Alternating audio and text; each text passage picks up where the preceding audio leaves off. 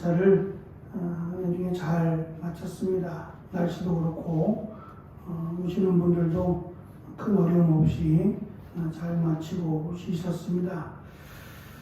오늘 말씀은 앞에서 가난과 또 예상치 못한 다양한 문제들을 마치 다투는 아내를 둔 자에게 임한다라고 하는 좀 특이한 그리고 당황스러운 내용이 있었고요. 20절부터 22절에 제시된 부와 유익에 관한 것은 지혜로운 아내를 둔 자에게 주어진다라는 것을 솔로몬은 강조합니다.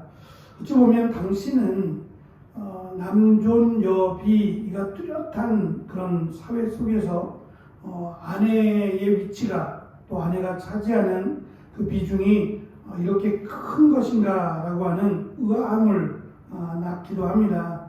시대를 막론하고 그 가정의 이 아내된 자의 소중함을 이미 수천 년 전에 밝히고 있다는 점에서 놀랍기도 합니다.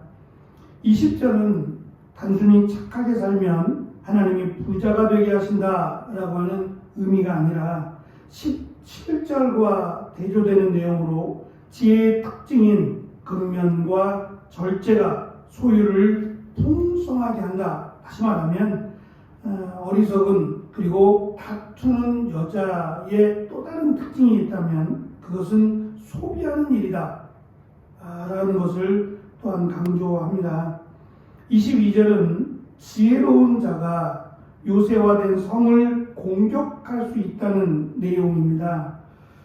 고대 사회에서의 군대는 요새화된 적 또는 성을 찬탈하기 위해서 공격을 하는데요. 지혜로운 자가 요새화된 성을 포위하여 공격하는 장면은 자칫 우리로서는 납득하기 어려운 그런 상황이기도 합니다. 하지만 이 내용은 문자적인 의미로서의 또는 군사적인 의미로서의 내용을 말하고자 함이 아니라 비유적인 의미로 지혜로운 자는 자신을 둘러싼 그러니까 자신을 요새화시키거나 자신을 방어할 군대가 없어도 하나님이 안전하게 그를 지키신다라고 하는 것을 강조하는 내용으로 보아야 합니다.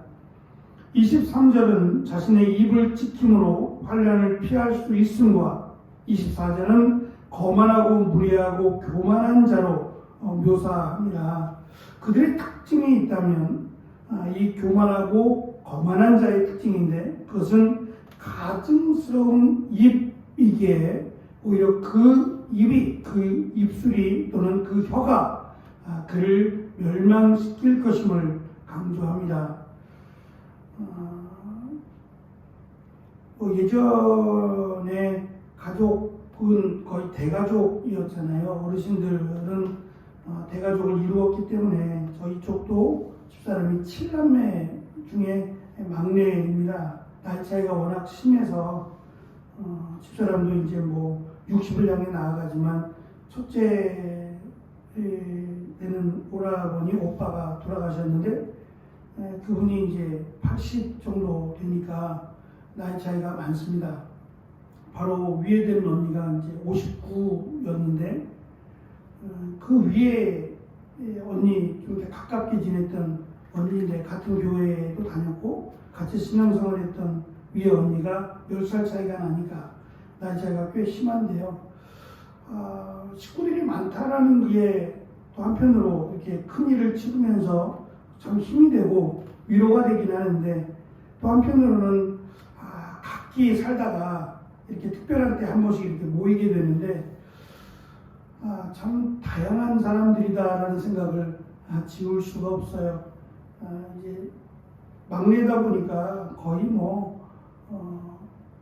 벌써 저희도 30년 가까이가 됐잖아요. 31년째인데 그러니까 젊은 때부터 늘 이렇게 자질구레한 일, 뒤치다거리를 주로 저희들이 막내다 보니까 감당을 해왔는데 시간이 어느덧 훌쩍 지나서 이제 같이 늙어간다는 느낌이 들었어요. 다들 아이고 그리고 뭐 어디가 아파요 하고 다 노인네들이 이제 보니까 그만한 시간이 벌써 지난 거죠. 시간이 지나서 보니까 우리의 살아왔던 삶, 또 저들이 살아왔던 삶을 그게 이제 하나의 그 모습으로 변화되잖아요. 어떻게 살았느냐가 모습으로 변화되는데 이번에 이제 처형이 돌아가시고 큰오빠가 최근에 이제 돌아가셨는데 암으로 그쪽에 있는 늘 이제 부딪히는 부분인데 그 형님의 아내 되는 분이 늘 이렇게 신우이하고 사이가 안 좋아요.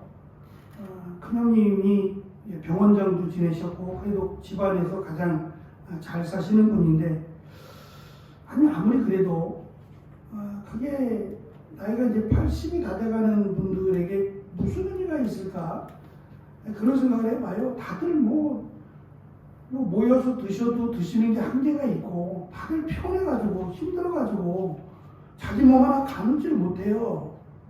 곧 요단강 건너가실 분들 같아요. 몇 년 안 남았잖아요. 사실 80세니까 90세까지 사시겠어요?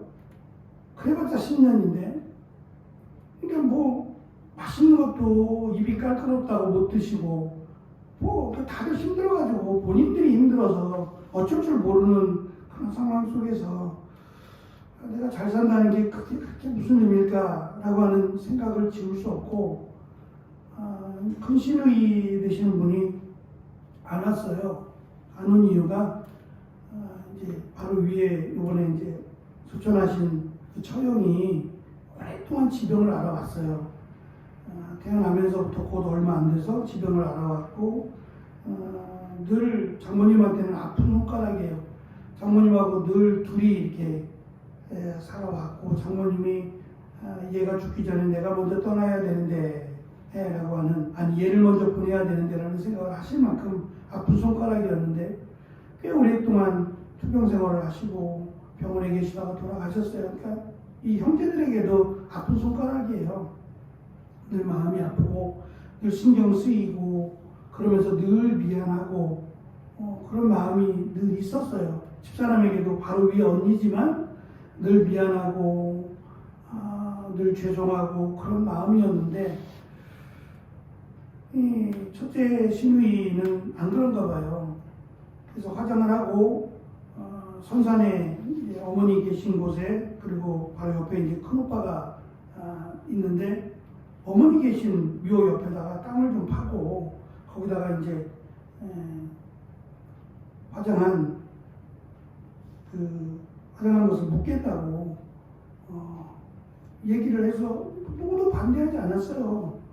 뭐 그렇게 하라고. 근데 저는 굳이 그렇게까지 할까? 라는 생각이 들어서 혼자니까 수목장을 해도 괜찮겠다라는 생각도 했고 묻어도 뭐 무슨 의미가 없으니까 그래도 된다라고 저도 생각을 했어요. 뭐 하라 하지 말라는 얘기하기는 그렇고 그냥 형제들이 그렇게 하다면 그렇게 하시죠 라고 저는 생각을 했어요. 근데 이제 신우이가 문제인 거예요. 신우이가 오빠 옆으로 오는 거를 싫어하는 거예요. 정상적인 삶을 살지 못했던 어찌 보면 세상에서 나고자가 된 그 신우이가 오빠 옆으로 온다는 게 싫다는 거예요. 그것도 대판 싸우고 결국은 그것 때문에 가도 되는데 결국은 못 가고 그러니까 이 모습을 보면서 만약에 그 가정에 그 오빠네 가정에 아픈 사람이 있었으면 이렇게 했을까? 또 세상적으로 잘 살지 않았으면 이렇게 했을까? 오히려 더 보담아주고 오히려 더 조금이라도 관심을 갖지 않았을까? 주님 앞에서 누구나 공평하고 본인도 얼마 안 있으면 세상을 떠날 거 아니에요. 한치 앞을 알지 못하고 세상적인 기준으로 사람을 평가하고 너무너무 안타까웠어요. 그것 때문에 사실은 가족들이 더 속상했고 먼저 큰오빠를 보내놓고 뭐 하여튼 부자가 되기 위해서 위장 이혼도 하고 막 그러니까 세상적인 다양한 방법들을 쓰면서 살아가는 그래서 결국은 잘 살는지는 모르겠지만 자녀들에게도 덕이 안 되고 가족들에게도 덕도 안 되고 그러니까 세상을 어느 정도 80 그 이상을 살아가면서 이게 뭔가라고 하는 아쉬움을 참 많이 남기는 시간이었어요. 결국 그 한마디의 말이 그 하나의 행동이 참 어리석다라는 생각을 금할 수가 없어요. 마지막 가는 그 길에서 안타깝고 미안하고 아쉬운 마음보다는 마치 문제 하나를 해결한 것처럼 생각하는 그 어리석음에 가슴을 쓸어내리고 왔습니다. 25절, 27절은 게으른 자의 욕망에 대해서 설명을 합니다. 자기의 손으로 일하기를 싫어함에도 불구하고 끊임없이 자신의 욕망을 채우려고만 하는, 심지어 악한 재물을 하나님께 드리면서 자랑하는 가증스럽다라고 하는 모습을 솔로몬은 책망합니다. 어찌 보면 이 모습이 솔로몬 자신의 모습이었어요. 하나님이 주신 지혜를 허탄한 데 사용을 하고 우상을 섬기고 마음껏 세상 가운데 농락당하다가 마지막 가서 참 하나님을 만나게 되고 진정한 지혜가 무엇인지를 깨달은 자신의 어리석고 미련한 모습을 오히려 이렇게 빗대어서 설명하는 듯 보입니다. 28절과 29절은 조금 번역을 좀 해야 됩니다. 히브리어 성경에서 다시 번역하면 내용은 이렇습니다. 거짓 증인은 패망할 것이며 그의 말을 듣는 자는 영원히 쫓겨날 것이다. 악인은 자기의 얼굴을 굽게 하나 정직한 자는 악인의 행위를 아느니라 라고 하는 내용의 말입니다. 이 악인이라고 설명되지만 교만한 자, 거만한 자는 자기밖에 몰라요. 자기가 옳고 자기의 뜻이 이루어져야 된다라고 생각을 합니다. 그런데 지혜로운 자는 그 생각, 그 행위가 얼마나 어리석은지를 안다는 거죠. 마지막 결론입니다. 이 내용이 사실은 21장 전체의 내용이라고 할 수 있는데 세상의 지혜의 한계입니다. 세상의 지혜의 으뜸이 되는 게 뭐냐면 전쟁에서 이기는 거를 본 거예요. 죽느냐 사느냐의 문제니까 전쟁에서 이기는 자가 지혜로운 자라는 것을 누구나 인정한다는 거죠. 그런데 그 전쟁에서 이기기 위해서는 많은 물자도 있어야 되고 군사도 있어야 되고 노력도 있어야 됩니다. 그 가운데 가장 대표적인 것이 군사력이라고 한다면 마병이에요.